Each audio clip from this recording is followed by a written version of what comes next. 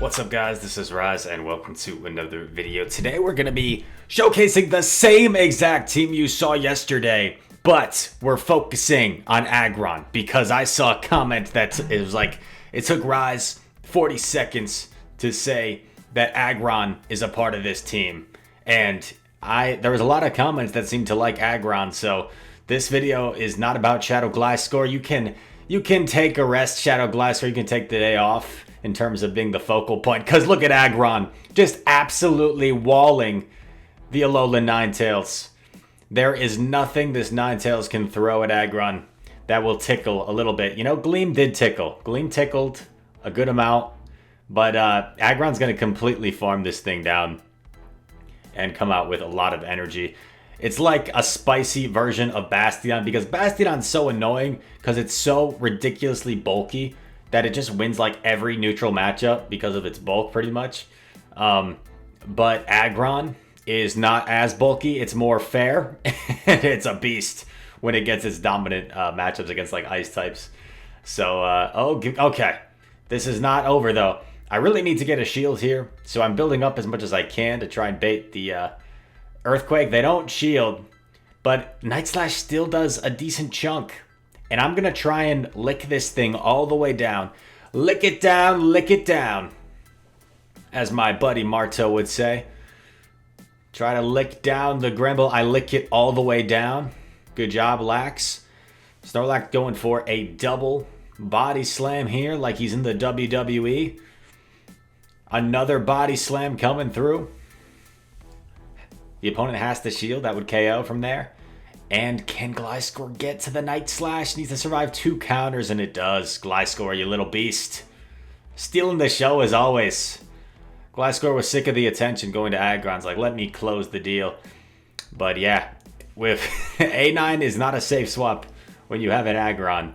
Because you can literally just farm it all the way down and then have a Stone Edge or possibly 2 Stone Edges if you can get to a second against whatever comes in.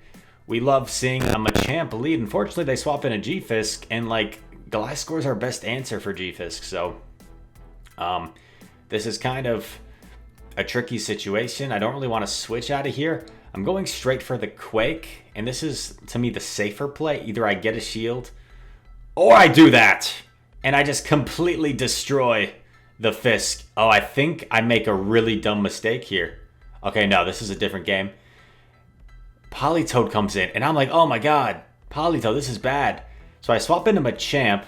I know he wants me to unleash energy here, so then he can switch, but I didn't throw, so that way I'm going to get off 2 body slams here against Machamp, and I think the Machamp will be forced to throw a cross chop. I don't think he can counter me down all the way from there.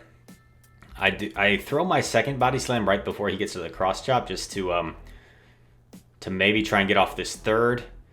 And yeah, look at that. I'm getting off the 3rd body slam. Lax. Beasting and feasting. Look how much it did to Champ. And I'm like, okay, what do I do now?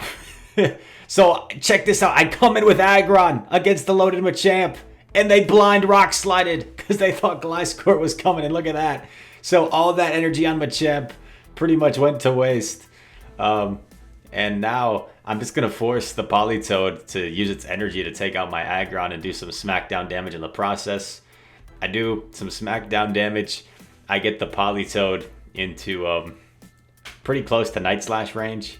I think that should be about Night Slash range. And yeah, wasn't that a pretty cool play? The Machamp had so much energy, and I came in with the Aggron, and they blind through the rock slide. That was pretty funny. But yeah, my buddy Gucci Gang was wondering how the heck I handle a Politoed. Well, you saw it there. We handled the Politoed, sort of. Mandibuzz comes in, not a safe swap against Aggron. Well, actually, it kind of is still. Mandibuzz is so bulky, and he gets off these moves really quickly that hit for neutral.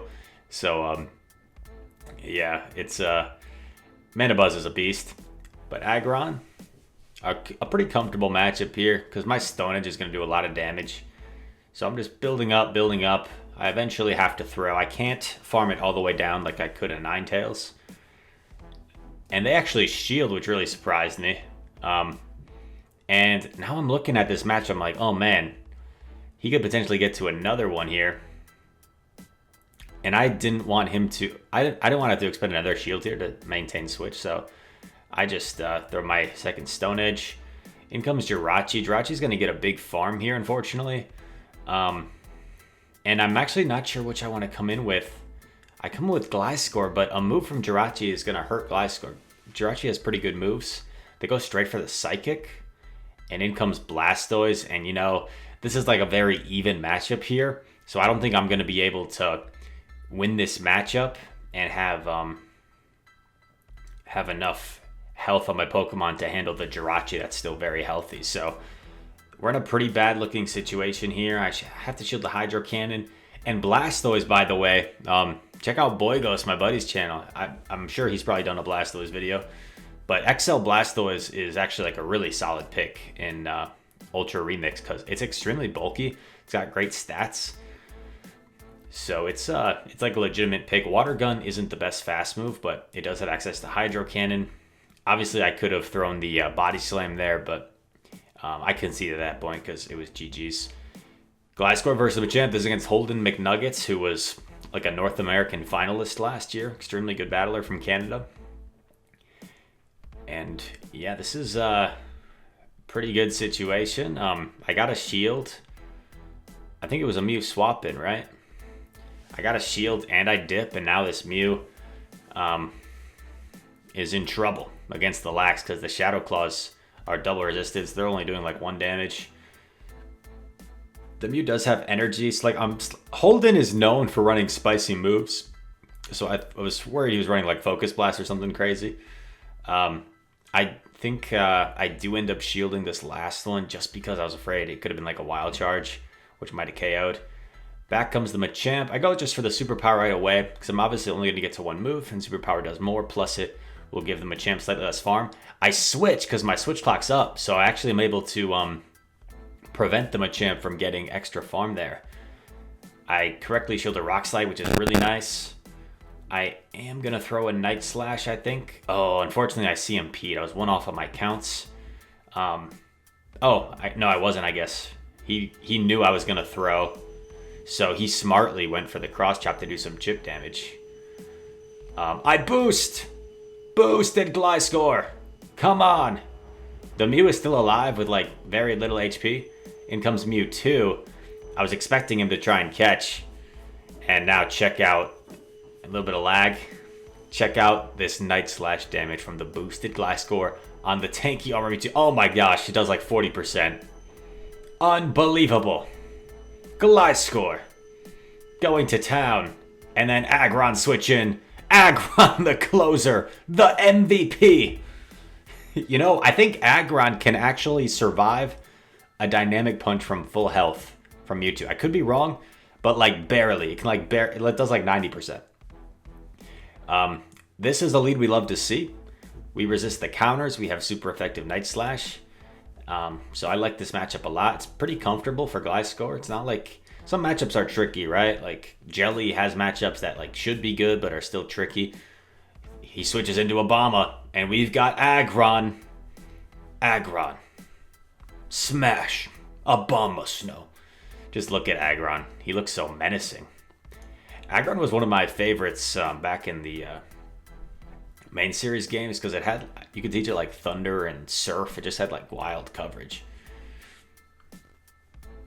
I do have to shield once, unfortunately, so you could argue I should have thrown the Stone Edge, but then I would have gotten countered down by DD, so I figured this would be a little bit better. I farmed down. I have the energy to chip away at DD. Once again, sorry my notifications are on. These queue times were pretty bad, so like it's hard to like find a match. So I typically just have notifications on because I have to click record like right before the match starts. Oh, and there's a Kingdra in back, and this is not looking great. This very well might come down to a coin flip because we should get to 2 Body Slams before they get to 2 Octazookas here. But if they debuff us, and yeah, I saw the debuff and I surrendered because at that point I had lost because the Kingdra would just be able to shield, the second body slam wouldn't KO. They would take me out with Octazooka. GG's. Gliscor versus Gengar. Interesting matchup. He makes a nice catch on his Snorlax. I was really surprised. Oh, wait. Was this Wallower? I think this was... Yeah, this was Wallower. Okay. Spoiler alert. Don't tell my bosses at my job. But I was playing this game while I was live commentating for my job, which is not something I recommend, especially if you're trying to win. So while I'm playing this game, I'm also watching another sports game. And yeah, unprofessional, I know. I've learned from my mistakes, as you'll see, because this battle was streamed for Wallower's 1 million viewers. That's an exaggeration, probably more like 245 viewers. But in comes the Regirock, and look, I'm not concentrating, and I throw a superpower onto a Gengar. I make a nice catch right back, because at that point I'm like, oh crap, I lose. But I catch the Sludge Bomb, which is triple resisted. And yeah. One sec, Jordan. Just finishing this up.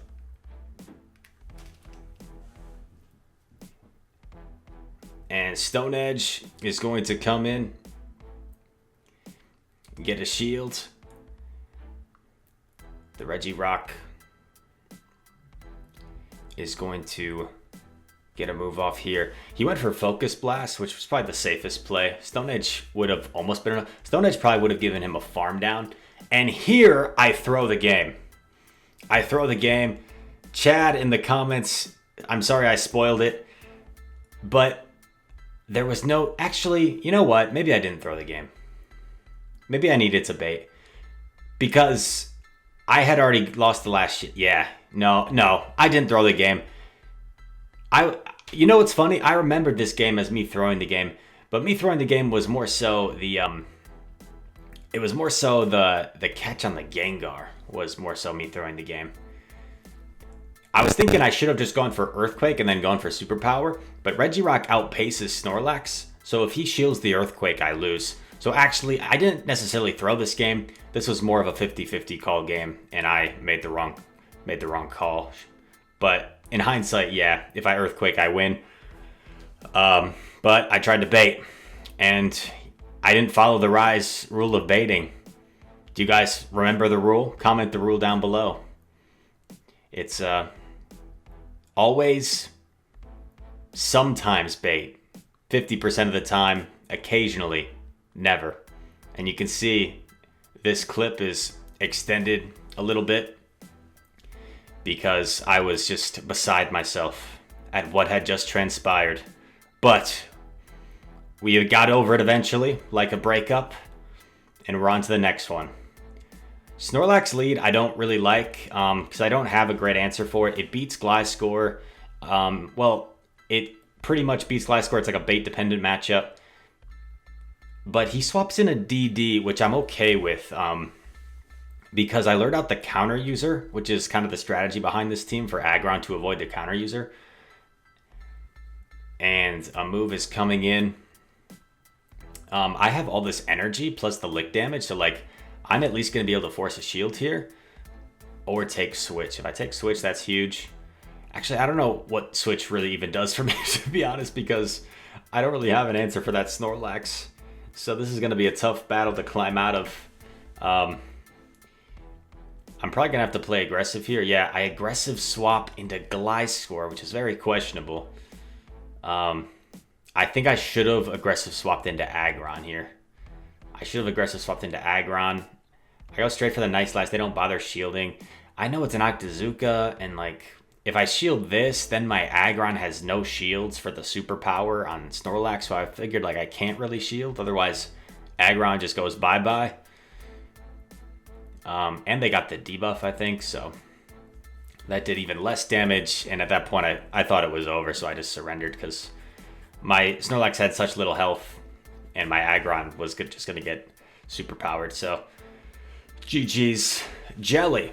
Jelly lead is fine. I do like to switch out of this eventually. And I got a shield, which is amazing. And there we go. So this might look bad to you. Like I switch and I'm greeted by a Scrafty. But honestly, this is like good in my opinion. Because I lured out the Scrafty. This means Aggron doesn't see the Scrafty. And I'm up a shield. He throws the power-up punch before I debuff myself. And I know I can live a power-up punch from that range. Barely. And now I'm going to get off 2 moves here. I think I have double superpowers. But no, I didn't. And I recognize that. So I just tapped the Body Slam immediately. Body Slam takes it out and we get Switchback. He gets a big Hex down. So I'm actually going to come in here with Aggron. Because Aggron can tank these moves a lot better than Gliscor. It's not super tanky, but it's tankier than Gliscor.